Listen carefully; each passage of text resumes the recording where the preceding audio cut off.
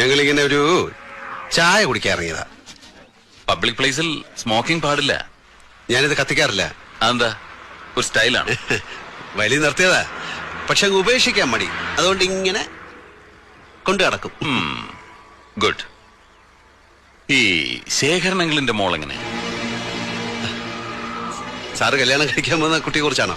അതെ, ഞാൻ ഇപ്പോഴല്ലേ പരിചയപ്പെട്ടതും കല്യാണം ആലോചിച്ചതുമല്ല. തന്റെ പഴയ ഫ്രണ്ടല്ലേ? പഴയ ഫ്രണ്ട് എന്നൊന്നും പറയാൻ പറ്റില്ല. അറിയാം, കണ്ടിട്ടുണ്ട്. അത് തന്നെയാണ് എന്റെ ചോദ്യം.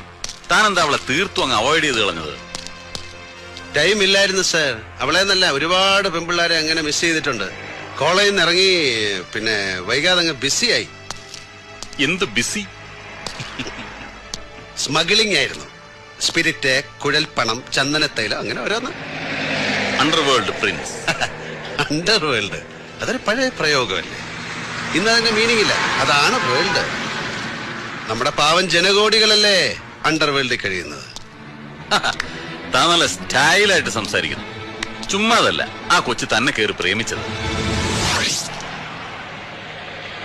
അതേടോ, എന്റെ വുഡ്ബി എന്നോട് പറഞ്ഞു അവൾക്ക് വയസ്സറിയിച്ച കാലം തൊട്ടേ തന്നോട് ഭയങ്കര പ്രേമമായിരുന്നു. ആയിരിക്കും. ഞാൻ ഭയങ്കര ഗ്ലാമർ ആയിരുന്നു കുറച്ചു കാലം മുമ്പ്. ഇപ്പോഴും മോശം